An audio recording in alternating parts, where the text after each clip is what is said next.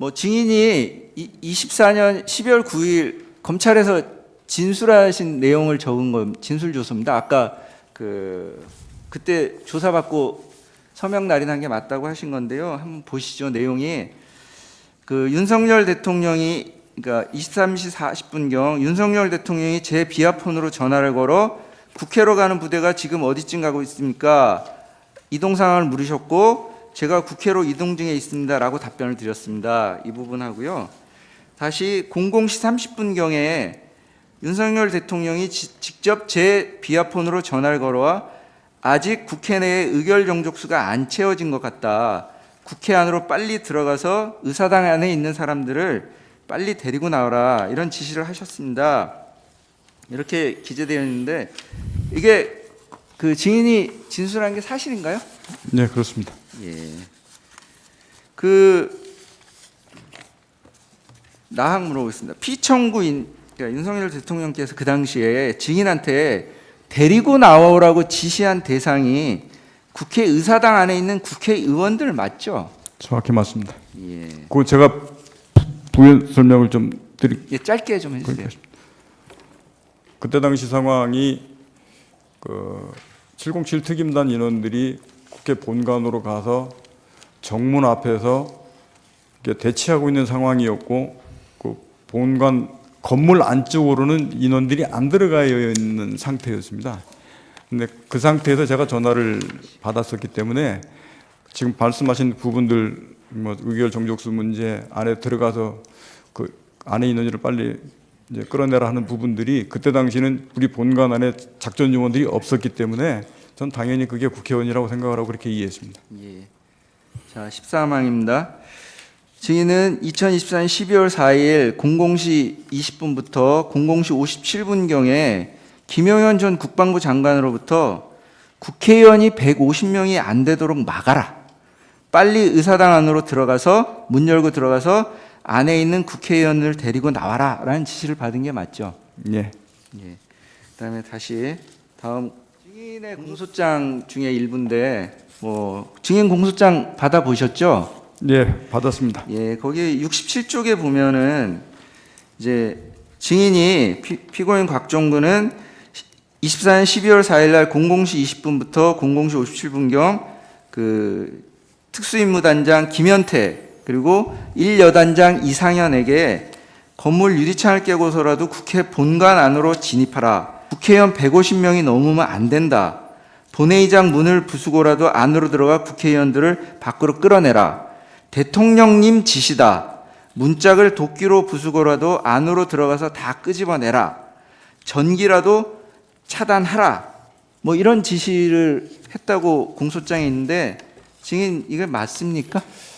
이거는 좀 시간 되면 설명을 이게 지금 여러 상황이 혼재되어 있고 이상현 장군이 한 말이 있고 707 특임단장이 한 말이 있고 또 아닌 말도 있고 이게 다 여러 상황을 한꺼번에 적었는데 분명한 것은 제가 이거를 하라고 지시한 게 아니고 대통령님과 김용현 전 장관이 저한테 지시한 내용을 참모들과 현장에 있는 지휘관하고 논의하는 과정의 내용이 그대로 써 있습니다.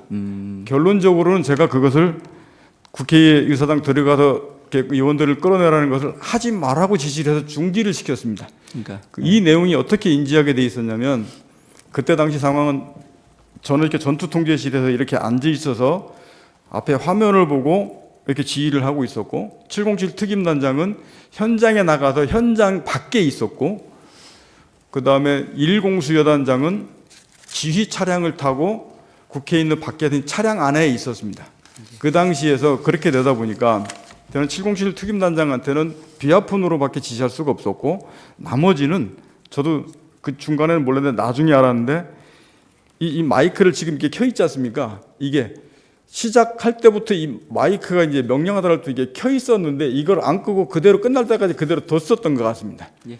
그렇게 하다 보니까 제가 얘기하는 것, 장관 지시하는 것, 뭐 대통령 지시받고 막 얘기하는 것 이런 내용들이 명령하달 때부터 끝날 때까지 예야 전체 인원들까지 이게 라이브로 생방송이 돼버렸습니다. 예, 알겠습니다. 그렇게 되다 보니까 1여단장은 지휘통조실에서 들렸던 스피커 방송이 자기 차량 스피커로 그대로 연동이 돼서 거기서 막 아는 내용들이 다 생중계에서 넘어갔던 모양입니다. 그렇게 되다 보니까 이 말이 같이 일부는 전파가 돼서 들은 사람, 예. 그래서 707 특임단장 같은 경우는 이 전체의 내용을 그때 당시는 몰랐고 제가 전화로 하는 사항들을 막 지시받고 하는 사항들을 이해해 있어서 정도의 차이가 좀 있었습니다. 예, 알겠습니다. 그러면 증인, 그러니까 지금 상황 말씀을 해주셔서 잘 이해가 됐는데요.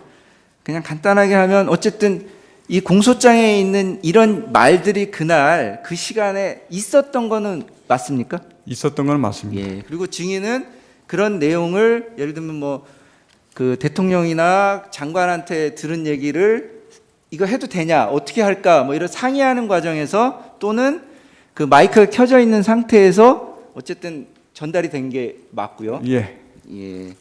그리고 그러면 이제 여기 대통령님 지시다라는 표현도 있는데 이것도 분명합니까?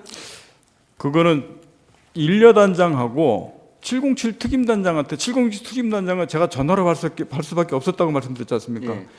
일여단장하고 이거는 제가 지금이라도 되돌아봐서는 제가 제 말로 전화로 야 대통령님 지시다 이렇게 말은 안 했습니다. 그때 전화 전파할 때는 대신에 이런 내용들을 전파하면서 상의하고 논의하고 했었는데 아무래도 그런 말이 중간중간에 이게 마이크에서 나가지 않았나 싶은 생각이 있습니다. 그러면은 어쨌든 증인하고 일여단장하고 상의하는 과정에서 대통령님 지시다 이런 말이 있었던 건 맞네요. 그게 일여단장한테 상의하는 내용이 아니고 일여단장도 제가 지금 돌이켜봐서는 아마 스피커폰으로 이 내용을 다 듣고 있었던 것 같습니다. 예, 알겠습니다.